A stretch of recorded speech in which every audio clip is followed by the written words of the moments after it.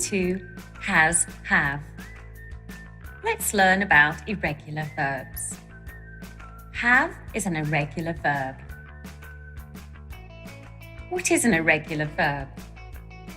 They are different from normal verbs as their past simple form does not end in D or ED. I have, you have, we have, they have, not halved. He has, she has, it has. Let's practice. I have a car. They have a house. She has a dog. In this lesson, we have learnt, I have a sports car. You have a computer. We have a cat. They have 2 children.